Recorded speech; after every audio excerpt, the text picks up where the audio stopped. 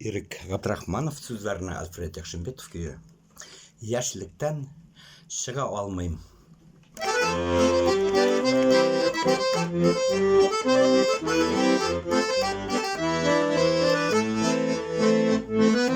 Helle biz yaşlıktan çığa almadık.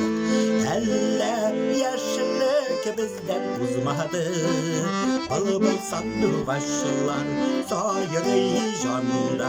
Yaşlık gülmekleri tuzmadı. Helle yüreğine şayartasın.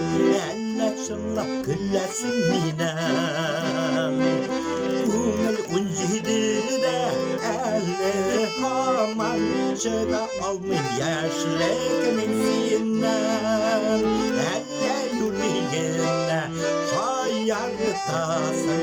Elle çınlap gülesin minem. Kumel uncidi de elle haman çıga almayın yaşlıkın sinden.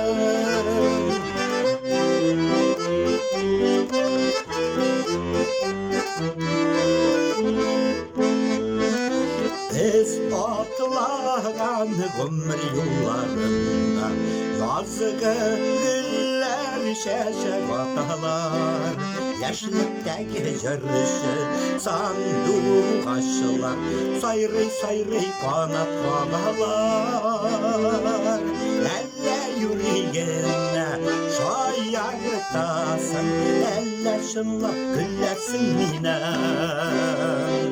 Kumel uncidi de elle haman çıga olmayın yaşlık minsinden.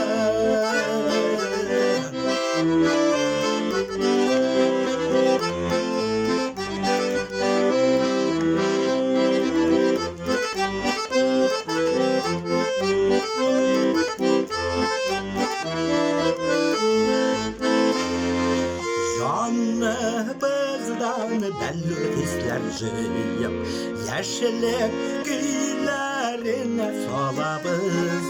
Yok çıkmayız güzel yaşlık siner. Senin bilen yine kolabız. Elle yüreğine şayartasın. Elle şınlap güllesin minem.